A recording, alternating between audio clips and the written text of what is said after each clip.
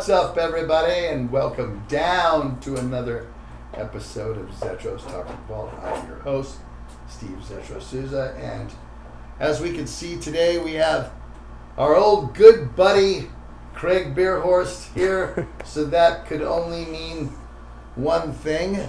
Artist Spotlight today, which we like to do, and I know a lot of you fans like how we dig in, tell our stories about how these bands impacted us and made us who we are today. But before that, I'd seen you. Well, we played Saturday night. How's everything? Everything's great, man. I had a great time Saturday. That was a great crowd. So as you guys know, most of you know, Craig plays Malcolm in AC/DC. And we just played Saturday night. Yeah. So what else? You had some stuff going on this summer as well, right? Been doing some dates with Handsome Dick Manitoba, who was lead singer in the Dictators. Dictators was a band from, I don't know, like mid-70s. They were part of that whole CBGB's New York scene, kind of thing, sure. Part of that whole Ramones, Blondie, television thing. They weren't as big as Ramones or like Blondie or whatever, but a fierce band, and Handsome Dick Manitoba's gone solo, and so myself and Michael Butler playing his band. Too. Wow. Yeah. I like it. I think I'm like 3 bands with Michael Butler now. I think you are. Yeah. We have the Butlers, AZDZ, and Manitoba. Manitoba. Yeah. I can't get away from the guy. Are you having fun at it? We're having fun. It's good. That's everything. It's all about having fun, man. Because we're at this age, what more is there, right? Exactly. You're doing it for the fun. It's the shared experience of being out on the road. Sure. Meeting friends out there. Sure, that you haven't seen. Yeah, exactly. You did Spain, right? Yeah, we did Spain. We did Spain last May, and Spain was great, man. I mean, the crowds are really passionate, and the Dictators always did real well in Spain. So, they all came out. We did Dictators tunes. We did some Manitoba solo stuff. We do a couple cover tunes, like we do Kick Out the Jams, MC5. Because Manitoba sang in MC5 for a while. Oh, really? So, we had a good time, man. I mean, other than the sleep deprivation. Welcome to the road. You get 5 hours a night, you're doing great. That's what I was averaging, 5 hours a night. Absolutely awesome. At 5 hours, you got running time. You know what it's like, man. It's just like, you're more than anybody. Too well. I know how it is. By the time you get back to the hotel, 1 o'clock. By the time you wind down, you're getting to bed about 3 o'clock. And then you got to get back up to either get in the van by 9 or get to the airport to wherever you got to go. Exactly. Lobby call 10. And I like to wake up a little early, right? Lobby call at 10. That's a luxury. Yeah. Oh, my God. I like to wake up early. Me and Butler like to kind of get up, forge for coffee.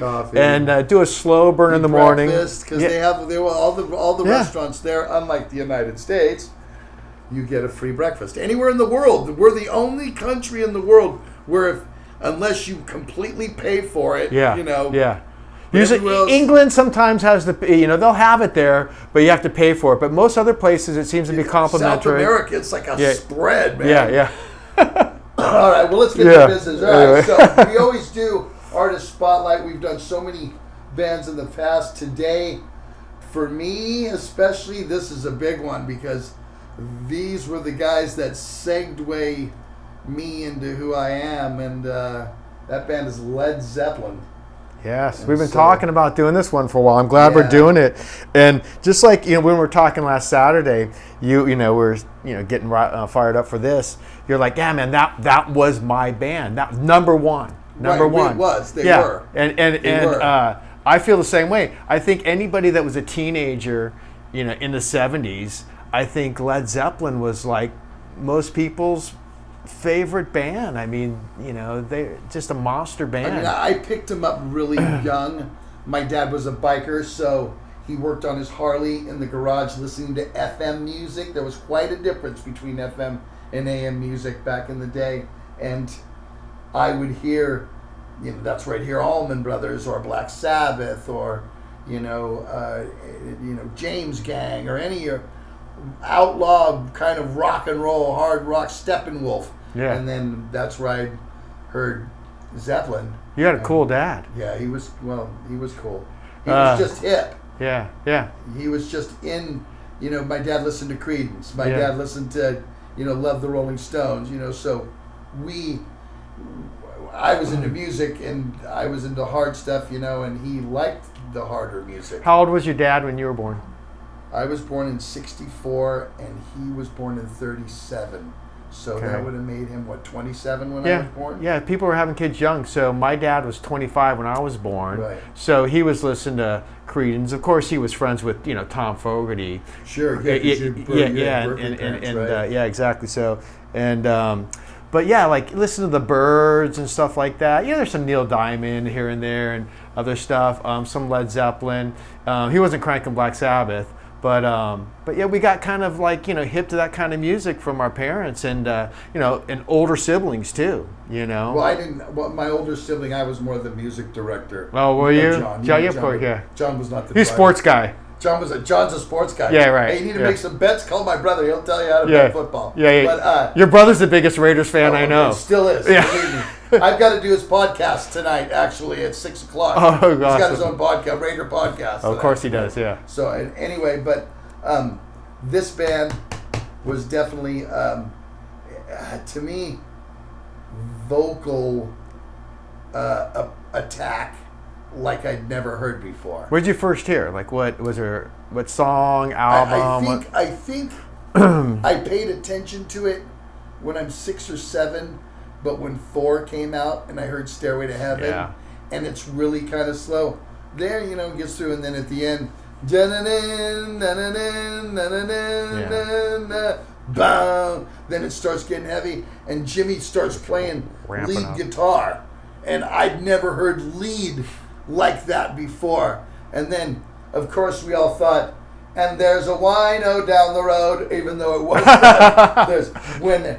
When Plant goes into that high register right there and sings the rest of the song, I'd never heard anything like that before, and from that day on, they were my favorite band. So I was probably 7 or 8. I remember for my 8th birthday. Probably heard it on the radio. I did hear it on the radio. Yeah. But I remember KFRC. I think it was KSAN when they played FM music in the early 70s. Yeah. My dad used to listen to a DJ named Richard Gossett, and he loved my 95.5, I think. 95.5, the Jag 95. Yeah, KSAN, San Francisco. San Francisco, that's right. And so I heard it then, and then for my 8th birthday, I was bought an 8-track of Led Zeppelin 4. And remember, those of you older people that had 8 tracks, halfway through Misty Mountain Hop, it changed tracks. And then went into when it changed tracks, it was from 2 to 3 or 3 to 4. It changed tracks, and it would back up 10 seconds of the song just so you could get recountable. Wow, 8 tracks. They were big, and the fidelity was there because the tape was thick and everything. Right. The fidelity was great, but what a horrible format for a song to be like all of a sudden broken up, and all then of a sudden it kind of faded out. And clicked over, and then program 1, 2, 3, and 4. 4 came right back in. So that was when they were where I would fight kids for. Jimmy Page is the best guitar player ever, and I would just fight kids for them. So man, Jimmy Page, I still feel that way. I agree. I agree. Absolutely amazing. Yeah, mine was Led Zeppelin 2. It was Heartbreaker. Down, down, down, down, down. That riff pulled me in. I had heard the Immigrant song, but I didn't know what it was. Right. It wasn't until when 4 came out, because that was heavy in rotation on the radio. Or it was on, like you said, you could hear it on KFRC, the one hard rock song. Yeah. And I mean, even if I did listen to KFRC, you would hear Stairway to Heaven, and I that was the song for me. But then again, I went right back and got all the catalog. I think by Christmas that time, I was getting stocking stuffers with 8 tracks of the Zeppelin 3, and all this one, and Zeppelin 4 was their biggest album up to that point, so I think that was a gateway for a lot of people. Stairway to Heaven, I mean, Well, yeah, that rock and roll. Yeah. But such a heavy record. Yeah. Great record for me. Love it. Great record. So, started in what? Zeppelin started off as right? They started off as the New Yardbirds, and okay, now I know something. Yeah, I'm going to do something right now. Okay, yeah. So I have. Give me that hoodie. Well. Okay, so Death Wish Coffee is a sponsor of our show that we always said. This is an extra large hoodie. Tell me in the comments, how did they get their name and who gave them their name? And I want the details too.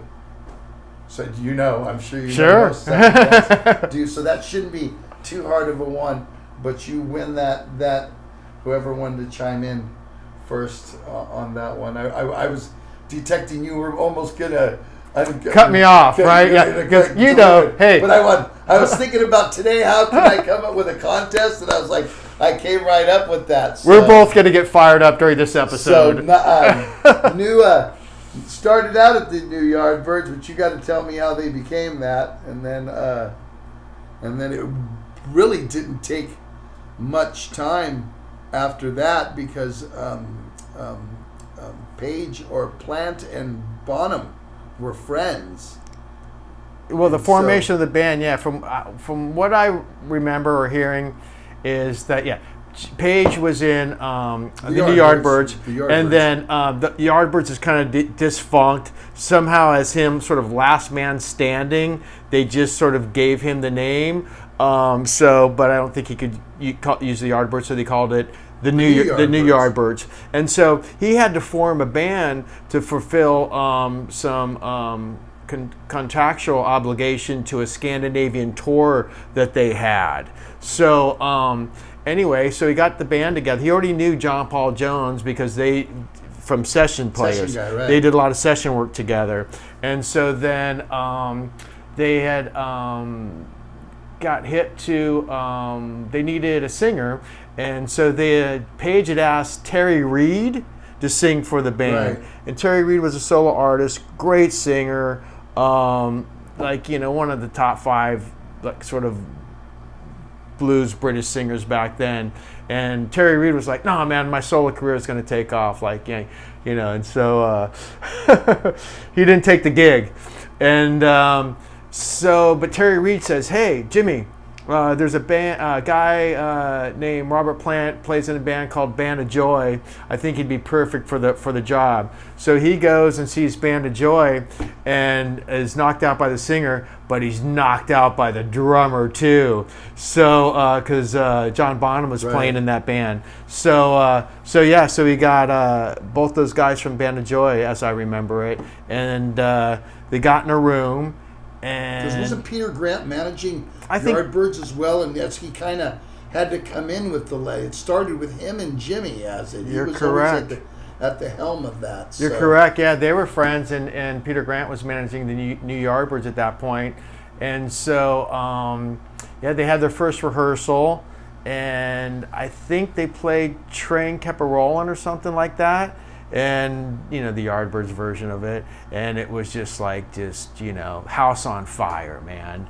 And I think Peter Grant was supposed to come to the rehearsal, but then he had pulled up and he didn't want to go inside just to sort of disrupt the vibe or whatever. So he just listened to it outside. It was like, yeah, all right, I hear something happening. Yeah, he did. And that's how Led Zeppelin formed. He was a good driving force for them too. Yeah, he was. They needed somebody like that with that attitude and mentality and know-how. Yeah. In there as well. So a lot of people. Swan Song was a lot of his idea. Swan Song Records. That was Peter Grant. The business end of it. He took care of the business end. He took care of the business end, the muscle, and the band took care of the music. Yeah. Yeah. We're gonna go take a break right now and go talk to some of the sponsors like Death Wish Coffee. And then when we come back, we're going to go through the records of Led Zeppelin when we get back. What's up, everybody? And I'm very fortunate to have such great people that sponsor the show. One of my very, very first sponsors has been Death Wish Coffee. Jeff Ayers and all of the people at Death Wish Coffee have been so great to me, and they are the ones who give us all the stuff to send to all of you guys. So if you need some zippy in the morning or some zippy at night, this stuff has got some balls to it. So get some Death Wish Coffee. Tell me what you think. I have my own hot sauce. It's called Zetro's Toxic Shock. Where can you get it though? Well, now that I'm not necessarily on tour anymore, you have to go to hellahotsauce.com and get your Zetro's Toxic Shock there. Now, I know a lot of you have had it and bought it when I was on tour and love it. And if you miss it, that's what you're going to have to do. Kyle Colson has so many other flavors and so many different heats. You'll find one that you like. A lot of other artists also have hot sauce through them, so you might check his catalog out. But if you want to get some Zetro's Toxic Shock, go to hellahotsauce.com and get you some today. And we are back with Mr. Craig Behrhorst, and we are doing the Led Zeppelin Tribute Retrospect. And like I said before the break, we're going to go through the records now, talk about the albums, talk about some of the songs on some of the records. And all the things that made us love Led Zeppelin. Exactly. Yeah. So I'll give you the honors. All right, man. Well, we talked a little bit earlier how we got into the band. Let's talk about the records. So here we have Led Zeppelin 1. It was recorded in 1968. They didn't have support of a label. They weren't signed or anything, and Jimmy Page funded the recording sessions himself, and they did. I think they recorded a couple of studios in London, and they did all 8 songs for like $1,700. I think the album was recorded. Wow. For. And so, it was Jimmy's money. The band worked fast. They were pretty well rehearsed, I think, and they knocked it out. As we mentioned earlier, Peter Grant was managing the band because he was managing the Yardbirds. He was managing Led Zeppelin. So he had the album done in hand, and he went to shop it to different labels. And they got signed to Atlantic Records, and Peter Grant negotiated a monster deal, like one of the best deals that any band had gotten at that point. He got an advance out of Atlantic for, I think, something like $150,000. That's crazy. Which I think in 1968 would probably be about $10 million right now. You know what I mean? Yeah. No. I mean, yeah. $1 million easily. Just right. Yeah. Easily. And then back then, you could buy a house, probably a nice house in England, a little house for like what, $20,000, if probably. that, probably $10,000 back then. So. I think they were pretty stoked. Well, they all lived in castles. We saw the movie. Yeah, right. I think they got the castles later. Yeah, then they buy a cottage at first. And, Nobody was living in a fucking cottage, that's for sure. So, recorded for $1,700. And they did, I've got, what do we have on this album? It opens up with Good Times, Bad Times. I think that makes a statement. What a wicked bass drum. On that, Bonham's bass drum. Goes without saying. How many songs can you say that about on them? Many, every one. Monster Foot, one bass drum. He did with one bass drum, but it took a lot of drummers, 2 bass drums. Oh, Brandon! But just his attack. Oh, his attack. Just it's amazing. His kick attack. So Good Times, Bad Times, a great opener. Babe, I'm Gonna Leave You. That was a great song because it starts off super mellow, and then you come into this sort of bombastic, it's really driving. So Jimmy Page knew what he wanted out of. Knew what he wanted with the songs he was writing. He knew what he wanted from the band. He was the music director of the band. Right. So I think, like all the stuff that he liked to listen to, he liked a lot of folk music, liked heavy stuff too. So Jimmy Page describes it as light and shade. Light being the real powerful stuff, and shade being the mellower stuff. That's how he referred to the music. And I think that song was sort of inspired by, I I don't know, like another folk song, or Joan Baez did some song. And then he did "You Shook Me." What is that? I think that's like an old blues tune by Willie Dixon. Yeah, a lot of them were. Yeah, a lot of those tunes. And Plant certainly drew all his lyrics from that sort of blues-based sort of stuff. Did. He nicked a lot of stuff. And then we got "Dazed Confused," which is close of side 1. Side 2, "Your Time's Gonna Come." Love it, man. It starts with that real wicked keyboard thing. I just like the way he sings it. I mean, I feel his heartache in the song.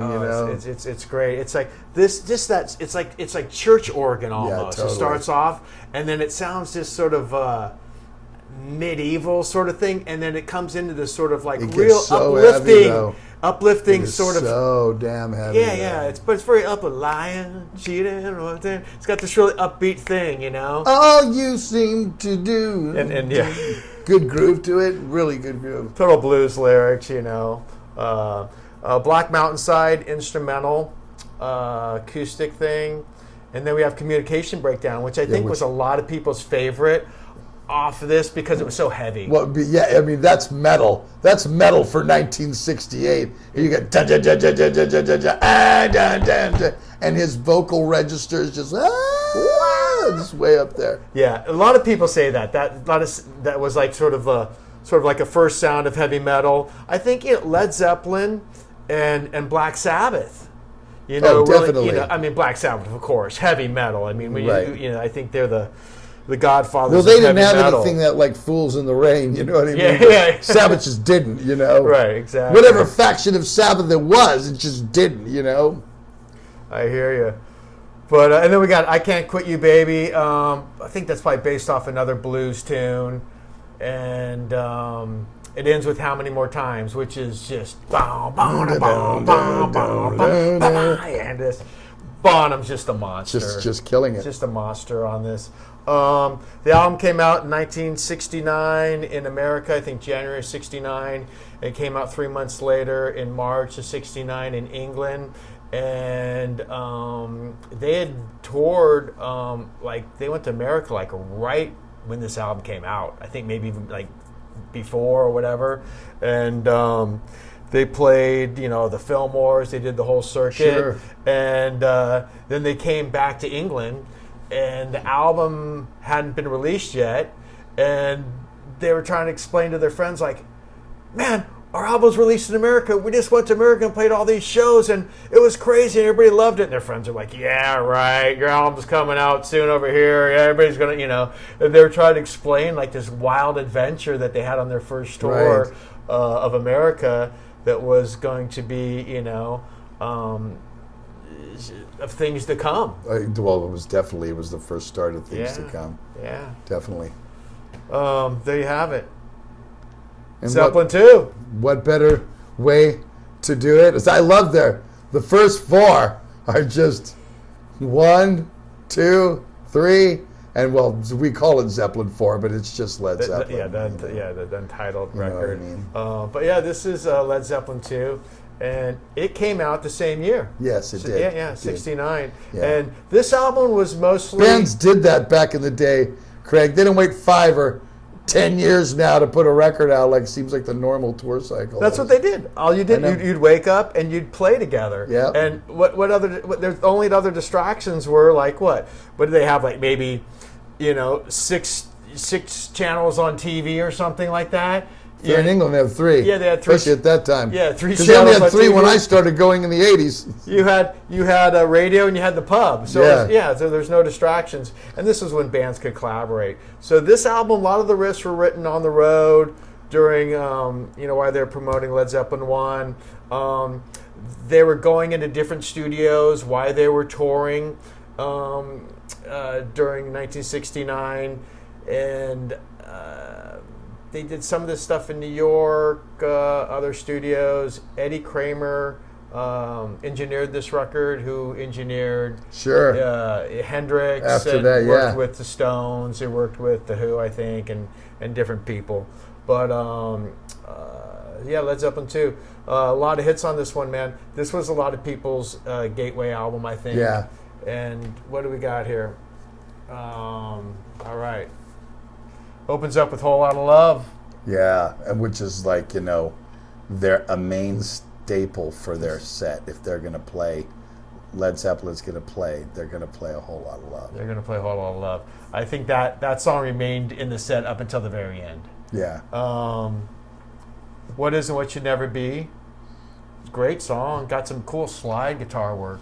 I don't think there's any terrible songs, to be honest with you. No. There's songs I like better than other songs, but this was one of those bands that I feel just never had like a song where, next song, They wrote extra tracks too, I mean, there's extra stuff, so they probably, you got a 8-song album. They probably wrote 12 or 14 songs, I think, or probably at least. I'm just saying there's a lot of bands where I can listen to their records from the 70s, and there's 3 songs or 4 songs that you really dig, and 4 you can go, they're okay, they're good, but Zeppelin didn't do that for me. Zeppelin, every song was like, I love this song, I love this song, I love this song. I agree, and all the songs are so different, and just the musicianship was incredible. Yeah, exactly. The Lemon song, right. Blues bass sort of tune. Sure. Plant stealing a lot of blues lyrics there again, Squeeze me, baby. Yeah. Till the juice runs down my leg. I mean, come on. Steal might be a harsh word. He was borrowing, I'll say. No, borrowing. Rock and roll is just one big borrow. Yeah, it is. You get inspired. It's one big song. And side 1 ends with Thank You. And that was a song that was inspired by Robert Plant. I think it was written as sort of a love letter to his wife at the time. I did read that. Yeah. And so side 2, Heartbreaker. Yeah. The riff. Come on. That's why Page is known. Because his riffs are just so... They're memorable. There's not something you just, They're driving, they're memorable, they're heavy. I mean, and then the vocal behind it, it works with that guitar. It just does. Then it goes, and then they stop in the middle with the and Jimmy Page is showcased there. Wow, yeah. Mama, yeah, I don't have a bar, so what I'm going to do, I'm going to reach over the nut and push down on the string, right? I know that people didn't structure songs like that at that time. Well, I think what it is knowing when not to play, right? I think it's a bunch of players, and then for John Bonham being one of the most monstrous and heavy drummers of all time, think about it. I mean, if you went and saw Led Zeppelin live, he's probably playing drums 80% of the time. He knows when to stop. Yeah. And something happens and he feels it, and it could be a showcase for Jimmy Page, or maybe a keyboard thing or whatever to segue. He knew when to when to not play, and he knew he didn't hit tons of cymbals either. He knew when to hit the cymbals. He wasn't hammering them all the time. Right. I mean, just incredible. And Ramble On. That was I think that was they're all hits, right? I mean, it's all album oriented. There's one that's not. Yeah, they're all album oriented rock. But go listen to terrestrial radio right now. Every one of those songs are there. Then, so. But the band wasn't trying to write hits back then. It was just songs. They were just writing songs. They were just writing songs. No one was going for the hit, right? No. It was just all album oriented rock.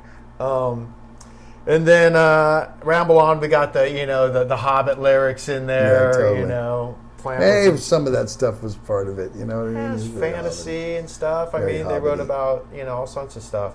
Moby Dick, instrumental. Yeah. Showcase Bonham. Yeah, definitely. Let's put a drum solo on our studio LP. But it worked, didn't it? But it's John Bonham, it worked. It never worked for anybody else, and even after that, but it worked here. Oh, man. I think Deep Purple did it, I think, with The Mule. Uh-huh. I think that was a Ian Pace showcase. That. But another, it works for them too. We've got 2 phenomenal drummers. And then the album closes with Bring It On Home, showcases some of Robert Plant's harmonica. But another riff. Da-da-la-dee-now. Ba-da-la-la-la, da-da-la-dee-now. Da-da-la-pop-pop-pop. I mean, it just... hits you in the face when it comes in, man. Hits you in the face. Fucking just hits you in the face. And then it comes right in that high register. And I think this album was just, there was a lot of heavy on it, a lot of. I agree. Heavy riffs. I think they were more. This is more Led Zeppelin than they were really forming what their sound was going to be on Zeppelin too. I agree, and I think that it comes from them have starting to play live together and a collaboration. Yeah, for sure. Collaborating as a band. Yep. Because we know all the best bands and the best songs are from bands that get in a room and they work collaborate. Together. I love that and it's too. like maybe someone will have the riff or the idea and they bring it to the band and it takes on a life of its own because all the band members are more important than the one person. All the 80s Exodus records were all written that way. And they're great. And I just wish that more people would do that now. But it seems like a lot of music these days, it's more surgical. You get to be lazy because technology allows us to be. It allows you to be lazy, and everybody's got 1,000 things going on because there's so many distractions. So the approach can be more surgical. But if you're getting a room and you collaborate together, it's just that's where the magic happens. Yeah, totally. Yeah. We're going to take a break right now. We'll come back and we're going to get on with the rest of it when we come back. What do you do when you're in your car, you've been on a long road trip, or you're in traffic, or you just can't pull over to go to the bathroom? Well, you can get yourself a P-Sport.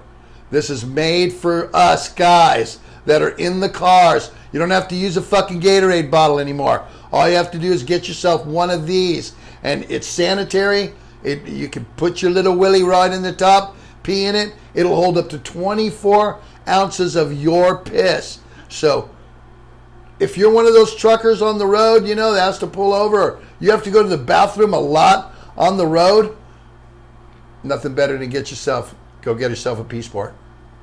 Cameo.com. That's where you can get a personal shout out from me. Anniversaries, birthdays, graduations, anything, I will be happy to do it. It's very personal, very one-on-one, and I like to get into the ones that I do to make you guys who are receiving it feel very special. So, Cameo.com, I'm ready to give you one now. Would you like to have a 10-minute conversation with me? One-on-one, not filtered, no, nothing. Just a conversation, a Zoom call with me. Go to intro.live. Intro.live is where you can actually meet and greet your artists, favorite artists, one-on-one in their face. Ask them anything. You can ask me anything. That's the platform. Want to know about a song, vocal technique, why I wrote this song about this, what these lyrics meant, anything. You get an actual 10-minute conversation with me. But you got to go to intro.live, set up an account, and then put your name on my waiting list. As soon as I create a couple of days or a date to do this in, Intro will send you a message saying that I've got some availability, and then you can pick for yourself if the timing works right for you. But the only place to do that is Intro Live. Hope to talk to you guys. And we're back with our Led Zeppelin retrospect. And first two records are great. Moving right along, Zeppelin 3. Zeppelin 3 comes out in 1970. The band has been on the road quite a bit, playing. We just talked about Led Zeppelin 2, how it was just a lot of heavy stuff. The band wanted to go somewhere and retreat and get away from it all. And so Jimmy Page and Robert Plant, they rent a cottage in Wales, Bronwar. Bronwar, yeah. Bronwar. Bronwar. Okay. That's the official pronunciation, kids. Is that where they did the stomp? And so they go and write some songs, get them prepared for the band, and then I think they go to Headley Grange and record the album, if I'm not mistaken. And that was a farmhouse where they could kind of go away, right. Set up the. I think they used the Rolling Stones mobile unit, and they'd pull it up and they could record in this sort of castle environment, just, be able to have tea, go on walks and that sort of thing.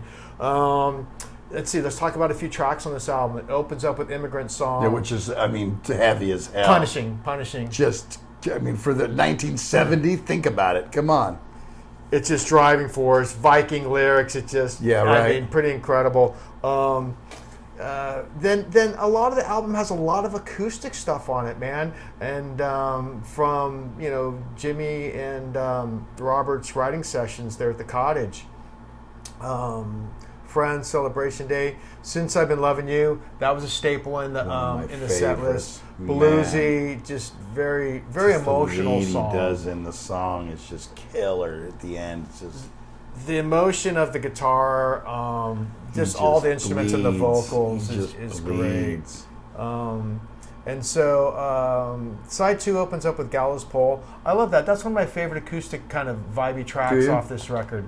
And, again, we talked about how John Bonham knows when not to play. They go for a long time, like the song goes on, and then they wait, and then dun dun dun dun dun. And Bonham builds that up, and then the banjo comes in, and they're just cooking, man. Yeah. It just starts off with this very acoustic-y song with just Jimmy and Robert playing, and then next thing you know, it builds up, and they're just cooking. Yeah. It's so great. I love that tune. Tangerine, pretty popular song off this album, acoustic thing. That's the Way. Yeah, a few other tunes.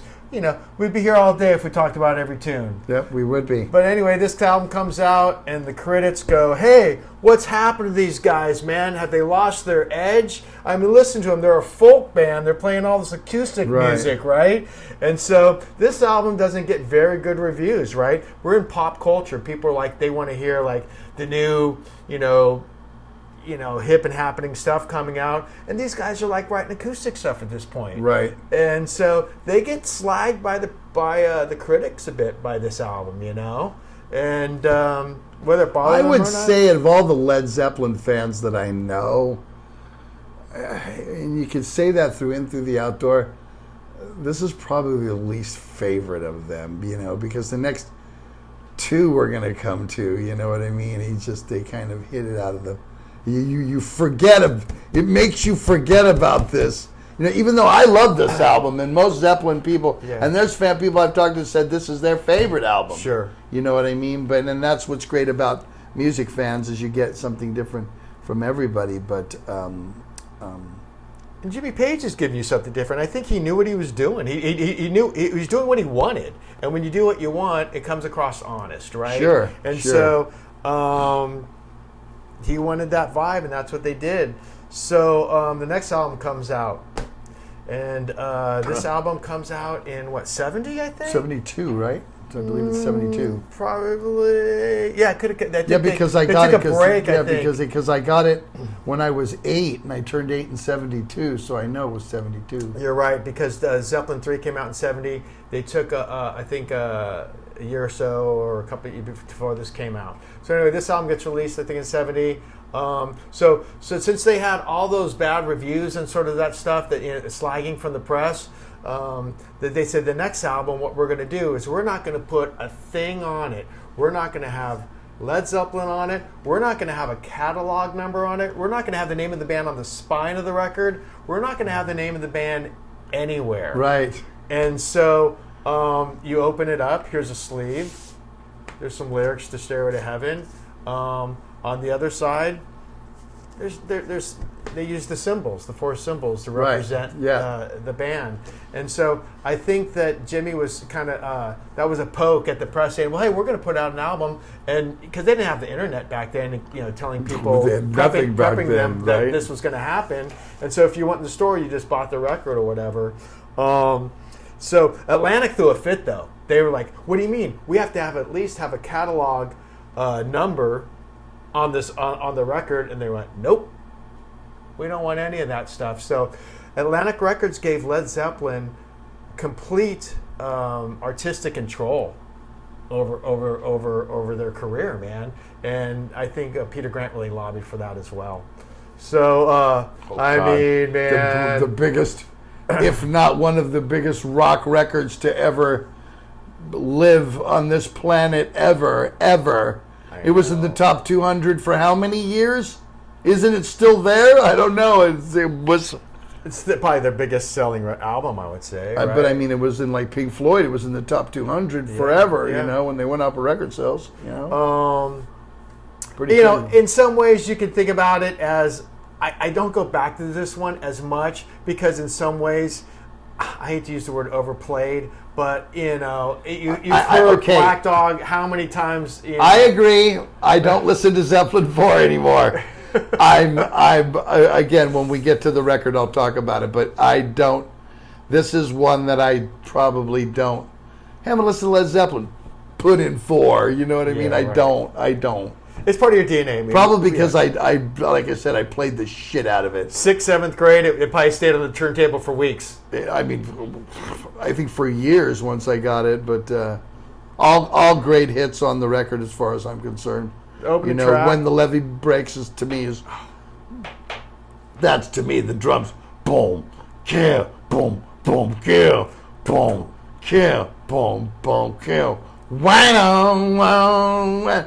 I mean, that's got so much mood to it. Just mood. Yeah. The mood and the swagger is incredible. Crazy. But yeah, great songs. We all know Black Dog, rock and roll. Ian Stewart, from the piano player for the Rolling Stones, plays on rock and roll. We have Battle of Evermore, and that has Sandy Denny from Fairport Convention singing with Robert Plant. And this would be the first time that, probably the first and only time that there's been a guest singer on a Led Zeppelin album. And then side one closes with Stairway to Heaven. We've already talked about that, right? Yeah. Okay. Misty Mountain Hop. Four Sticks. Four Sticks is titled Four Sticks, I heard, because Bonham's playing Four Sticks on it. On the drum thing, yeah. Okay. Yeah. And then Going to California. A great acoustic song with mandolin. And Battle for Evermore has mandolin on it. Right. And you just love it, man. All the great bands, they give you all this great hard rock, heavy stuff, and then they give you this acoustic stuff. Well, they implement that in there. Like Blackmore was great at it as well, So yeah, and we'll do that some. Great running order too. This is when running orders was important. Sequencing is everything in my eyes. Albums are great if you sequence them correctly. You're absolutely right. And there was a song that opened up side one and closed side one. It was very important. Right. And what was placed in between was very important as well. Yep. And the same thing goes with side two. And even the amount of silence you had in between the songs, everything's 2 seconds exactly. now. It was important. But amazing record. All right, after that, Houses of the Holy. 73. Yeah. This is, I think, engineered with Eddie Kramer, who engineered a lot of Led Zeppelin too. We have an album cover by Hypnosis. And they did this album, I think, at Star Grows, which was the studio that Mick Jagger had set up at his house that he would rent out the bands. And I think it came with the Rolling Stones mobile unit. This album, there's some sounds of the vocals and stuff that sound a little weird to me. They kind of have this sort of like, I don't know, I heard that they sped up the vocals a little bit on The Song Remains the Same and stuff like that. And even like No Quarter, they have this sort of, it's eerie, but it's different fidelity than of the clarity they had before. Right. But, I love both of those songs, though. I love. So the opener Song Remains the Same, right? Right. I love that. What an anthem. I love No Quarter. And then, and the second song is Rain Song, which is my favorite Led Zeppelin song.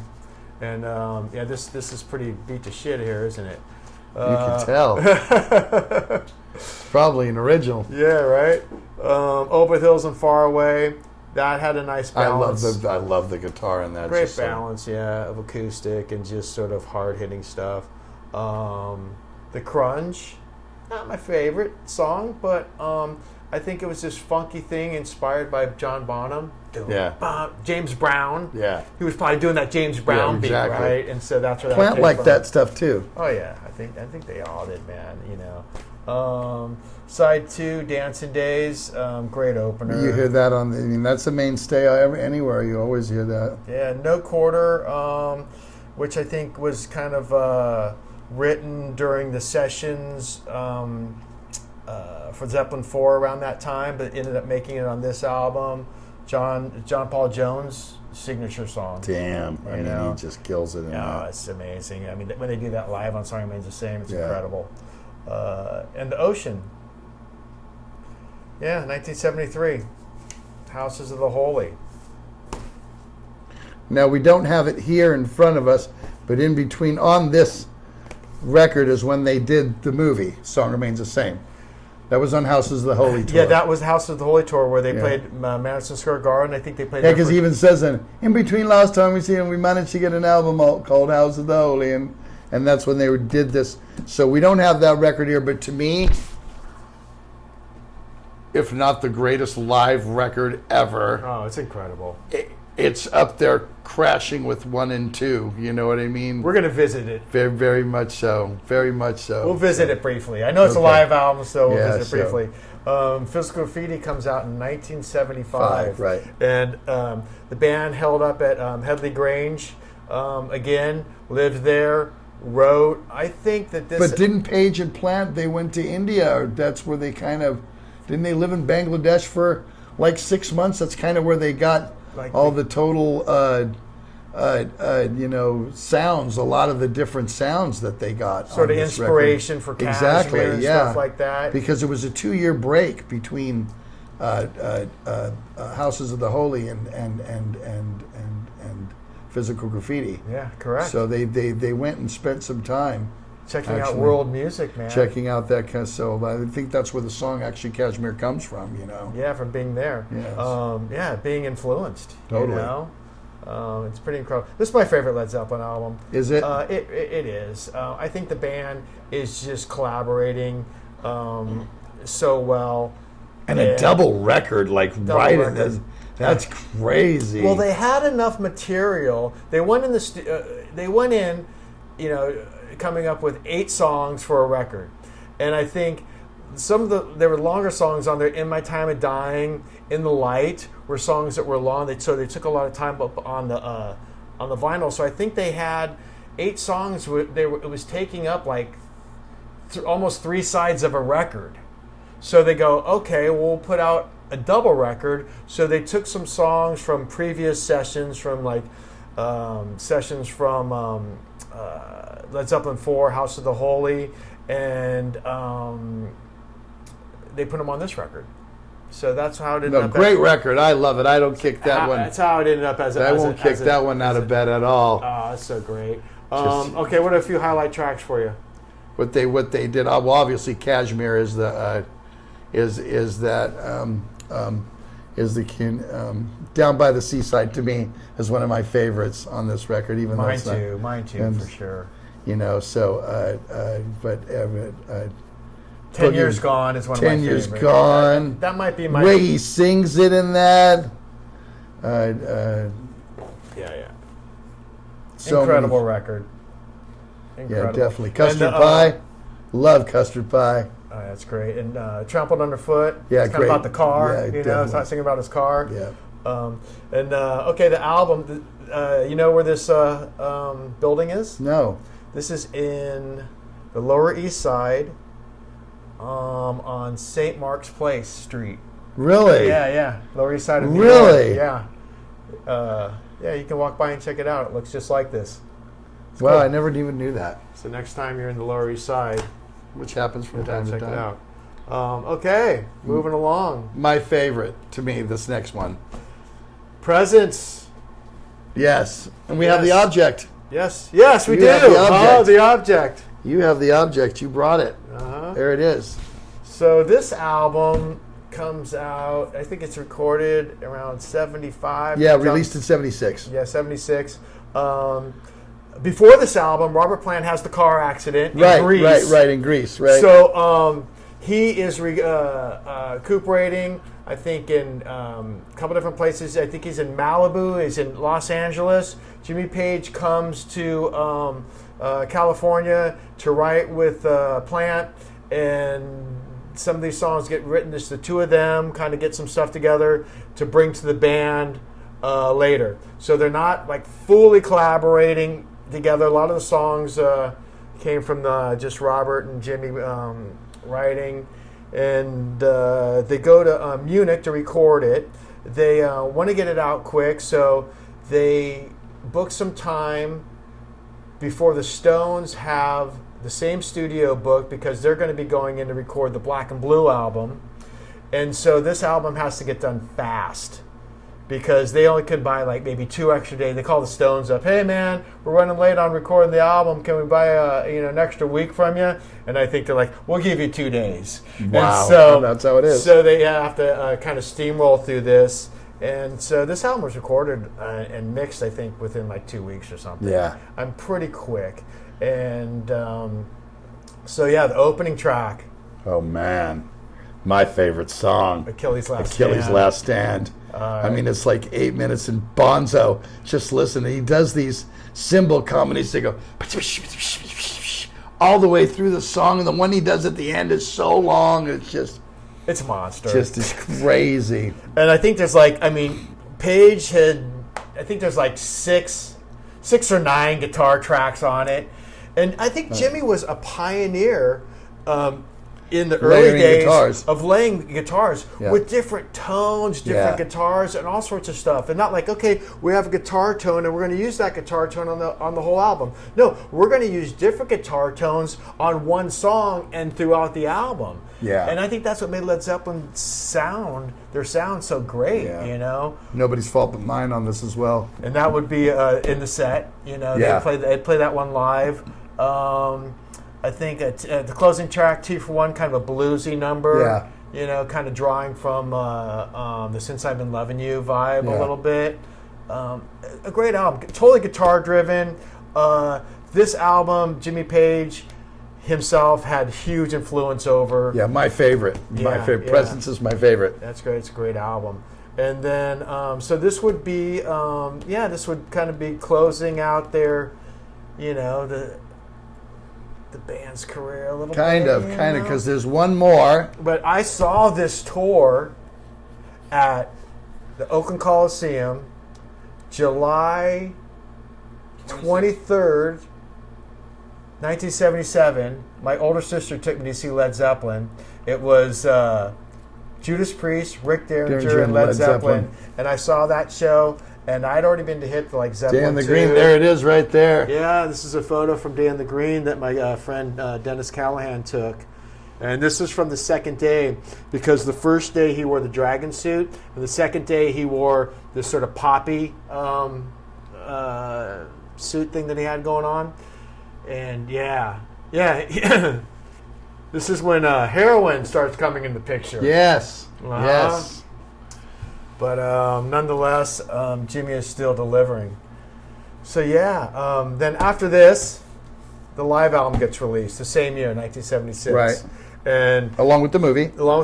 And this was, like you said, the tour from Houses of the Holy. And most of this was recorded Madison Square Garden. Madison Square Garden over like a 2 or 3 night period. Yeah, it was 2 or 3 nights. There's a decent amount of overdubs on this record. Yeah, decent amount. Yeah. Great live album. And then we come to the band's last studio album. Which wasn't there 7 covers, Craig? Then that's why the bag is here. I think there's 6. I checked it out before because I was curious, so I looked online. So what a great marketing technique. Yeah, because you didn't know which one you were going to get. Yeah, and if you wanted them all, you had to search for them. The hardcore fans, because the album came in this brown paper brown bag. That was it, like the stamp on it. That's there. You didn't Led Zeppelin in Through the Outdoor. That's what it said. 6 different covers. So if you wanted all 6, you may have to keep going and buying. You had to buy 20 of them to get all 6. Right? What a great marketing campaign. Yeah. Peter Grant, I'm sure came up with that one, right? Yep. Oh man. And so he came out and all the 6 album covers were a variation of this bar scene from different angles, right? And so and the front and backs were different. And the album comes out. I'm excited. I mean, you never heard any tracks before an album came out. You had to go buy the album, go home and listen to it and see what you're going to get.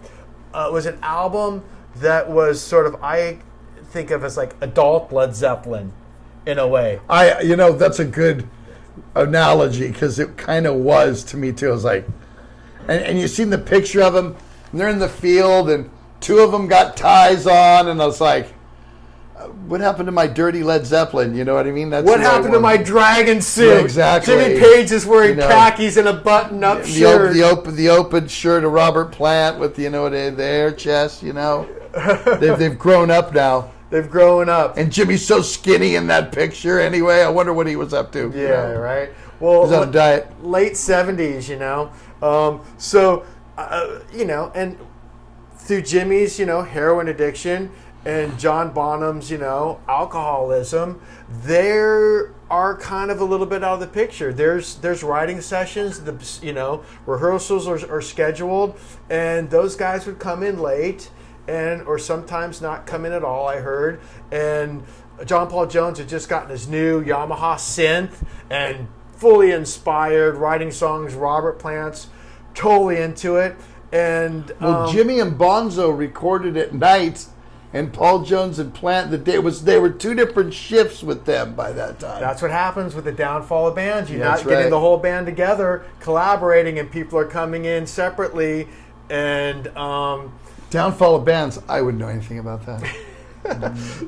So anyway, yeah, that's exactly what's happening, Zet. And so therefore, you have a sober John Paul Jones and a sober Robert Plant, more or less, and they take control of the writing. And John Paul Jones has penned probably most of the songs on here. He did. And Jimmy would come in and do his thing. It opens up in the evening. I like that song. I do too. I think it's I kind of like, but it does go, All My Love, and it just wasn't. Fool in the Rain. I like it. I do too. But absolutely, I don't know if I want my Zeppelin to calypso. You know what I mean? But it's, or again, with the whistle. Again, that's another thing. I don't think they have shitty songs. Like I said earlier, there's songs I like better than others, but there's like, I don't like that, so I can't say that about anything. But so even on this record, and they got Hot Dog. It's totally like a 50s Elvis type song. It's almost, and that's Plant. That's Plant. Yeah, it's almost got like this ragtime piano thing. It's cool. I like that. And then I'm Gonna Call closes out the record in a sort of droney tune. Yeah, kind of droney. But I didn't know this till like a friend came over, and so when you pull out the sleeve, this is hypnosis artwork, right? So you pull this out, and then you get the album. It's like a watercolor. You get it wet, and it becomes color. Oh, did you ever know that? I didn't know that. Dude, so go pull your album, pull your sleeve out, and have fun with it. And wow, put some water with a sponge down. That's crazy. And then some color will come to life. That's crazy. Yeah, pretty cool. See, you learn something every day. Hey, man. Well, hey, man, thanks for coming in. Yeah, thanks for having me, man. No, this is awesome. We always love these episodes. You guys know the drill. If you haven't subscribed already, subscribe. Share this with other people, and send us. Who do you want us to do next? You know what I mean? Who? Because we always get comments after these. Who we want to do, and so we've been talking about doing this one for a long, long time. So yeah. But we're open. Yeah, I think we're open now, right? What are you thinking, right, man? No, we're open. We're on the classic rock kick. We've done AC/DC. I mean, we've done them. So we're on the classic rock and maybe Aerosmith. Maybe Aerosmith. We'll see what's up. But leave us comments and definitely let us know who you guys want to hear. So thanks, buddy. Thanks for coming in. Hey, man. Thank you. Good luck on the road and stuff. And I think we got another AC/DC going on later in the year, I think. Yeah, I look forward to it. Yeah, awesome. All right. You guys, thanks for coming in, and we'll get you another episode like this in no time on Zetro's Toxic Vault. See you soon.